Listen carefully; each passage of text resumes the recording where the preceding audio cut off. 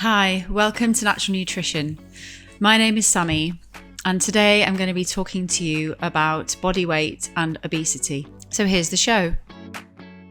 The World Health Organization statistics show that around 43% of adults globally are overweight, and around 1 billion people are living with obesity. Obesity is actually a form of malnutrition, and malnutrition is responsible for around half of the deaths that occur in children under the age of 5. In the UK alone, around 63% of adults are living in the overweight or obese category on the body mass index scale. But is this a very good measure of health? And so that is one of the things that we're going to be discussing today. Is it actually that important? Is body weight actually something for us to really focus on? And this is going to be part of the discussion that we're going to have today. Malnutrition isn't just about obesity, it's also about undernourishment as well. In many countries around the world, children are living without access to healthy food, to clean water and sanitation. And so this leads to problems such as stunting and other issues around growth and development, both physically and mentally. So this is a really big problem globally, and it's not just a problem that affects underdeveloped countries. Malnutrition also occurs in more developed countries too. If a child is brought up overweight or obese, they're much more likely to suffer with problems later in life, and actually at an earlier age as well. Obesity is linked to diseases such as cardiovascular disease, dementia, strokes, arthritis, and other metabolic complications which can occur due to this lack of correct nourishment. And so today we're going to be discussing what obesity actually is, as well as what the causes are, and does it really matter, and also how we can try to reduce the impact of this on people's lives. The UK government has launched many different types of schemes to try to raise awareness around the problem of obesity in children in particular. But also in adults as well. Generally, if adults are living with obesity, it's more likely that their children are also going to have similar issues as well. So this is not an easy problem to fix. And when I studied human nutrition at the University of Surrey, when I became a nutritionist, I realized that this problem is multifactorial.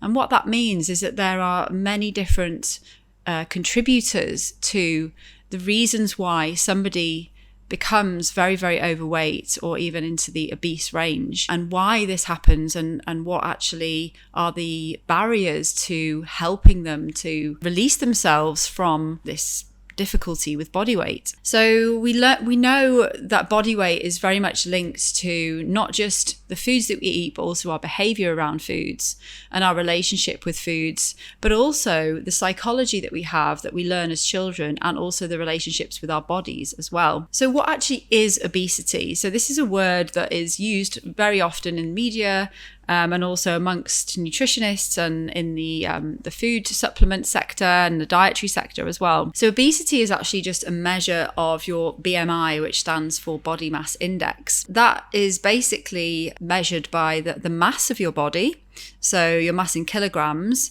and the area that your body takes up. So the units are kilograms per meter squared. Like I said earlier, this is just a measure of how much body weight you have, really. It doesn't take into account the composition of your body. So I often use the example that a bodybuilder could be, 5'8", let's say, and weigh 100 kilograms.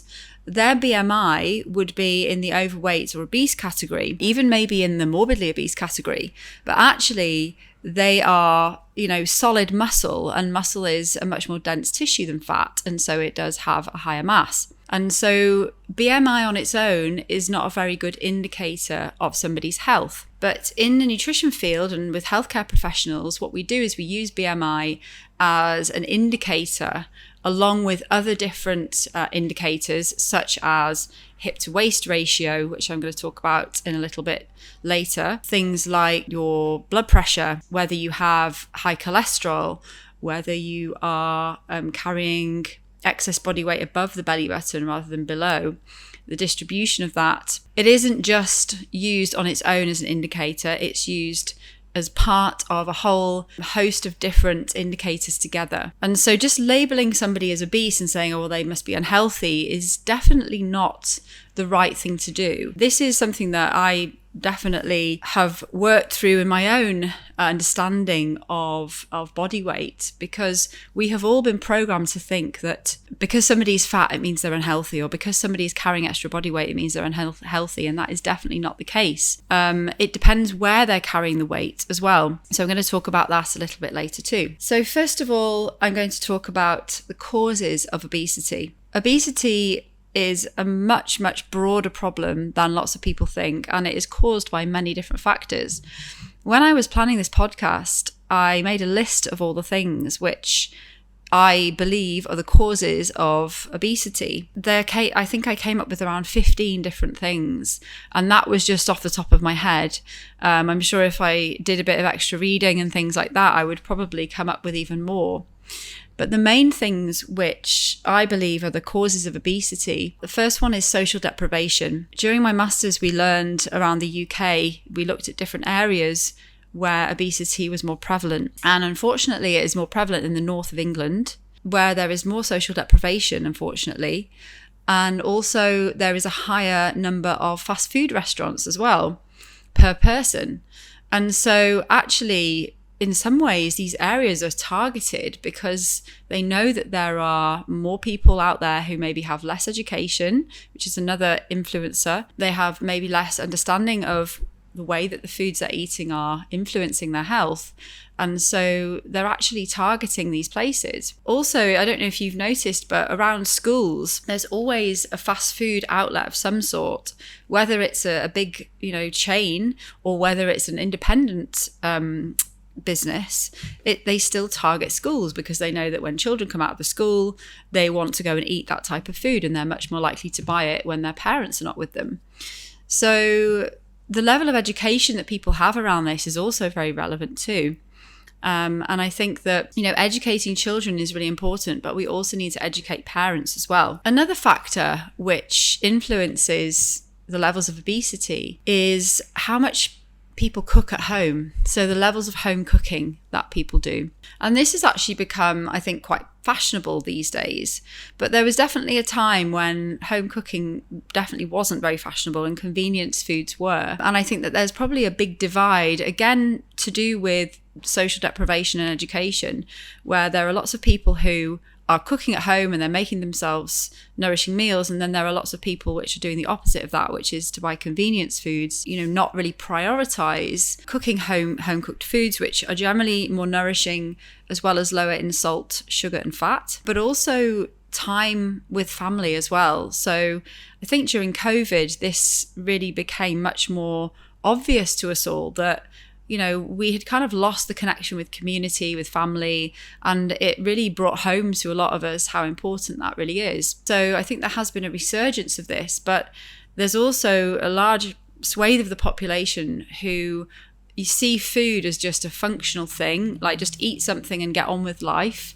Whereas I think it's something to be savoured and it's something to be celebrated and shared as a family. And I know that isn't always possible, but sitting around a table at meal times, having a conversation, this is where, children learn social cues and things like that as well as, how to communicate and how to connect with each other. We're living in a time of, digital media technology, and this is obviously causing a disconnection, I think, from other people, but also from ourselves as well. And one of the things I help my clients to do through my 8-week program is to help them to learn how to mindfully eat. And what that means is that they're completely present with the eating process, rather than it being like, a screen on in the background, watching something on the TV. Process of being completely present. So you're tasting the food, you're noticing your fullness, you're noticing what food is like, actually, rather than it being a mindless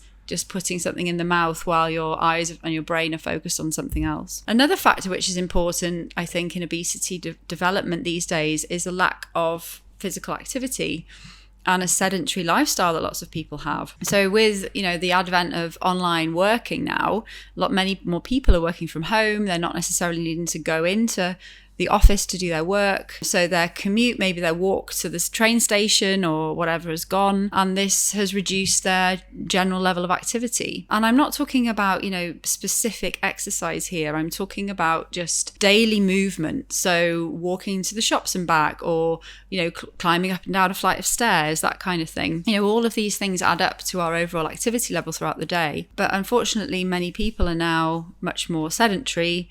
And, I know from my own experience that in the winter in particular, in the UK, it's very difficult to motivate yourself to go outside of work hours, because if you go to work in the morning in the dark, you come home in the dark and you don't feel like going out and doing something outside.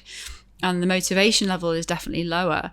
In the summer, it's a lot easier when you can get outside and enjoy the weather and things. But this level of inactivity is really causing a problem. And this is alongside the increase in consumption of ultra-processed foods.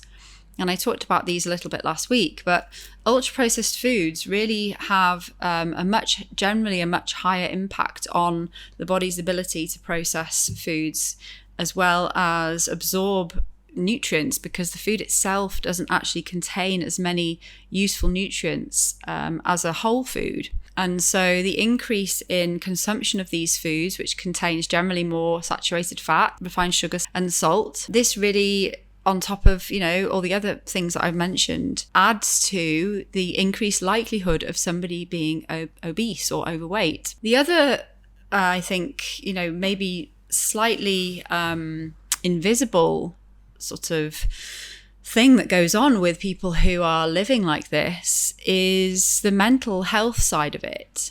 And this is not something that we can see. I think this is a very important thing to talk about, because generally, the people that I've worked with who've been living with obesity and its related other metabolic problems, they don't feel good. Like, they don't feel happy. They don't feel fulfilled. They feel down and like there is no way to get out of it. They don't know how to help themselves. And so I think this is one of the most rewarding parts of what I do, is I help people to learn that they have the ability to lift themselves out of this situation that they're in, and also that it's not their fault either. It's very easy to just look at somebody and say, oh, you're overweight and it's all your fault, just stop eating. But it's really not that simple. We are bombarded with continuous messages around food all the time, even when we don't even notice it. And so this can lead to sort of subliminal messages going into our brains. And so we associate certain types of foods with certain types of situations. Many people use food as an emotional crutch as well. It's really common now for us to associate any sort of celebration with consuming, highly processed, high sugary foods, because it's seen as a treat. And this is, something that I see in my own family with my niece, who, is obsessed with ice cream, and it's this very special thing to her. And so I'm not saying that she doesn't enjoy other foods too, but it's kind of up on this pedestal as being this amazing thing. And what's wrong with that is that people develop a dependence on these foods for comfort. So they will reach to consume these foods to comfort themselves in difficult times, or maybe if they're stressed or they are not feeling very happy in their lives. And when food becomes your only coping strategy for dealing with these difficult emotions, that can lead to weight gain. Generally, when you're feeling sad or depressed, you eat foods which are high in sugar or high in saturated fat, so that you can get the dopamine hit in the brain to feel good. And so this can lead to weight gain. And over time, if this is left uncontrolled or untreated, it can lead to obesity and then the associated health problems with that, which are cardiovascular disease, stroke, some cancers, dementia. All these diseases which we're commonly seeing now, but which we can be preventing because they are preventable diseases. And this is another message that I often give to my clients, is that, this is preventable and reversible. Just because you are in this condition right now, it doesn't mean that you have to stay there. And with the right type of help and the right type of guidance from, a healthcare professional, whether that's your GP, if they have some interest in nutrition, they can help you, or whether that's a nutritionist like me or a dietitian, then you can get out of that situation. Another factor that I would just like to talk about here, and I know it's a little bit of a controversial one, is I've noticed over the last maybe 5 years that there is almost a normalization of being in a bigger body in the media and advertising. And I'm not talking about, women with bigger bodies or anything like that. I don't have a problem with that. But it is difficult for certain people to distinguish between what is healthy and overweight and what is unhealthy and overweight. And I'm not saying that, being stick thin is good for you either, because it isn't. That's also undernutrition, malnutrition that I mentioned earlier. It's very important that people understand the difference between carrying body weight in healthy parts of the body, like around the hips and the bum, and carrying weight around the middle and the front of the body, and what that means for somebody's overall health. So I'm going to talk about that in a few minutes' time. So why is obesity a problem? Well, I've already mentioned to you that obesity is basically the first stage, really, of potentially developing more serious diseases. And this is causing a huge burden on the healthcare system. There really is a lot of diseases and problems that people are being treated for, which could be prevented with the right diet and exercise regimes for people. And I just also want to say there that exercise on its own is not going to help. You can go to the gym and you can go running and you can do all that stuff. But if you haven't got the right sort of diet to support that, then you're not going to lose the weight that you want to lose. So that's what I do, is I help people to learn how to nourish themselves better, alongside maybe a change in their routine and incorporating gentle exercise like walking and things like that. But what you want to really be doing is focusing on the nutrition that you're taking in.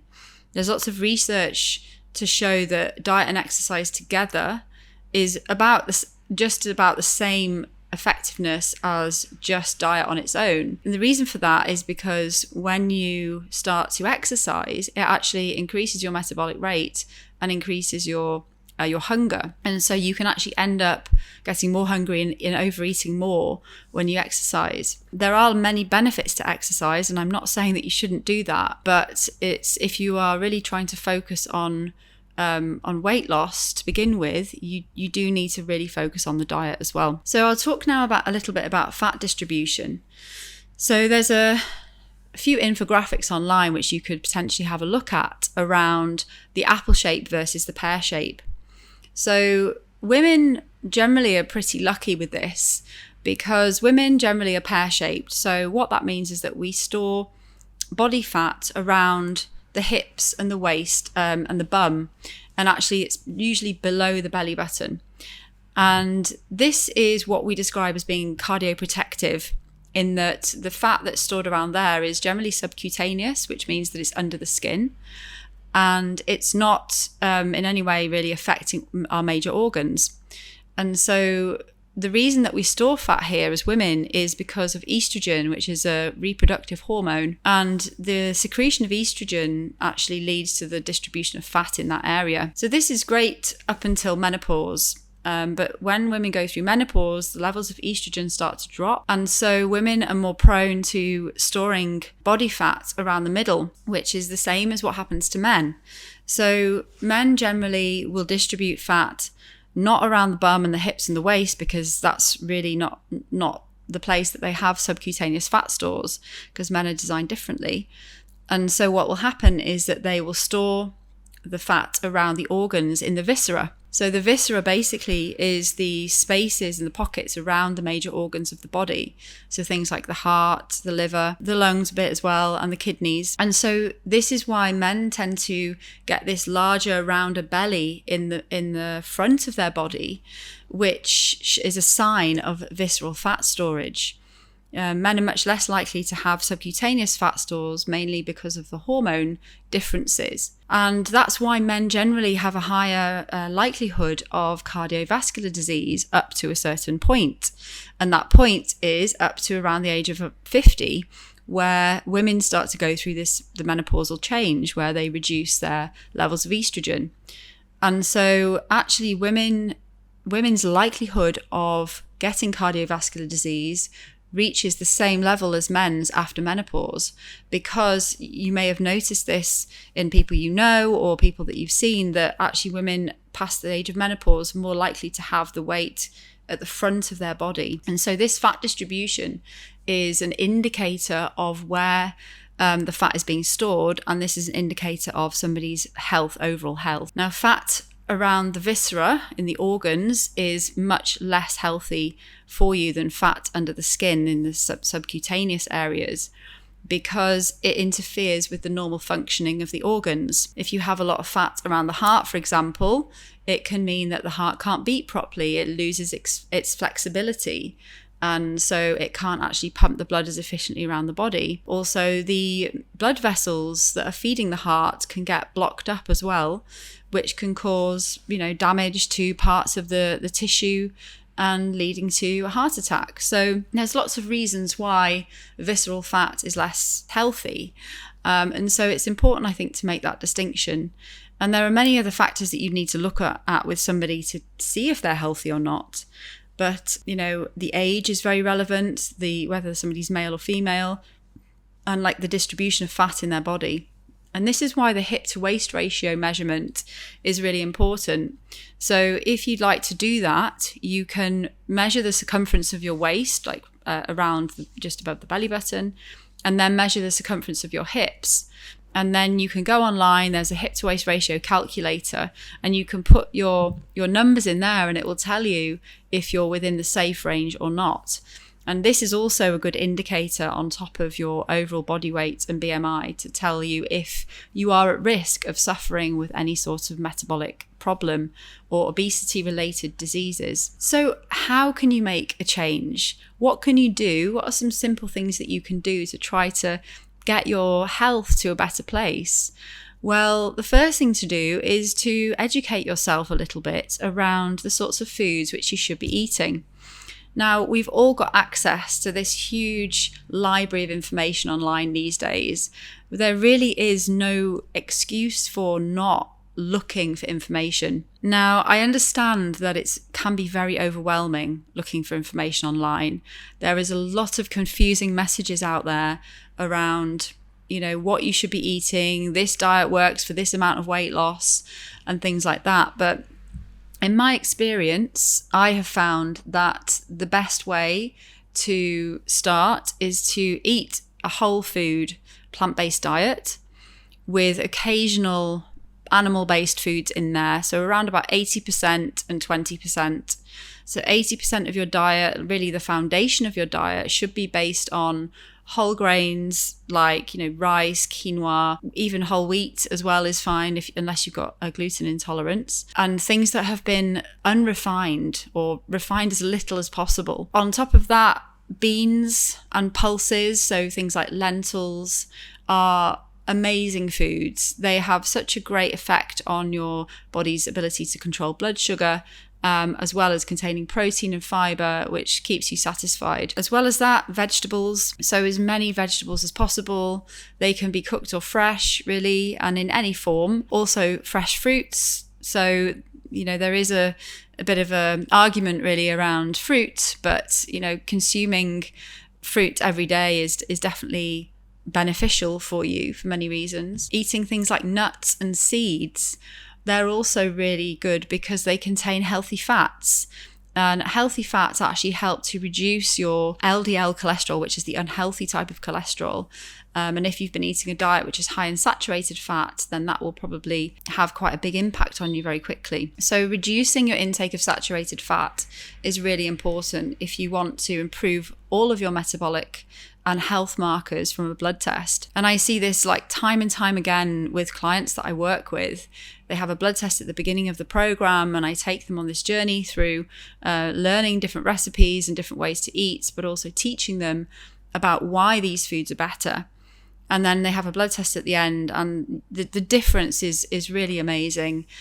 Even in the first week, sometimes they have a huge shift from, let's say I had one client in particular who had a blood sugar average of 8.1 millimoles per litre, which is at the top end of the normal range, down to 6.1 just in the first week. And that is really an amazing achievement. So it is possible to make these changes with the right education, with the right guidance and support as well. Another way to make these changes is to just increase your basic level of activity. So a 30-minute walk every day, rather than driving somewhere, see if you can walk there instead.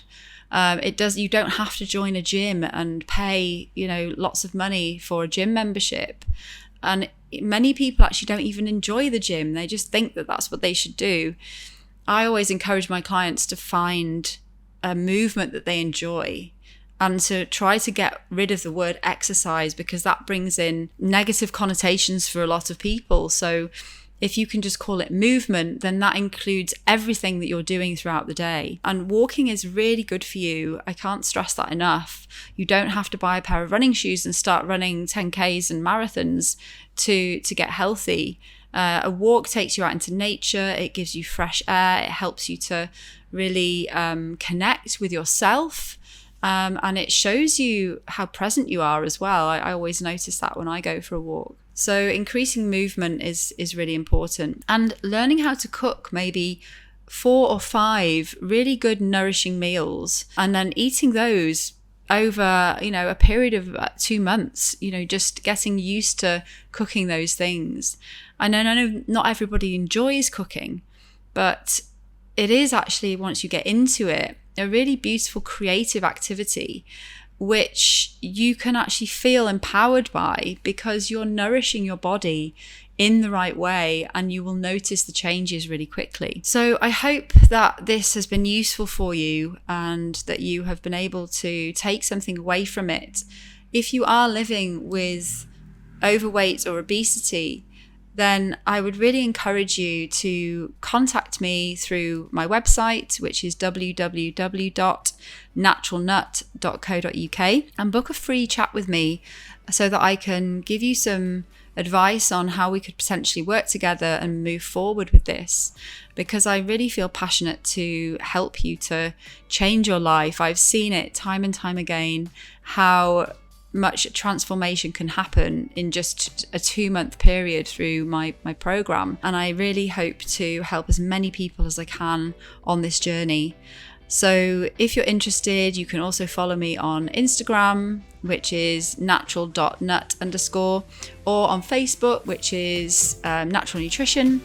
And if you like this video and like this podcast, please could you give it a like and a share and a subscribe or follow. And share it with anybody else who you think might benefit from this. And let's help us heal together. Everybody needs some level of healing in their body, whether it's through body weight or another issue. So I'm here to help, and I really hope that you enjoyed listening to me today, and I look forward to speaking to you again next week. Thank you very much. Take care. Have a great day.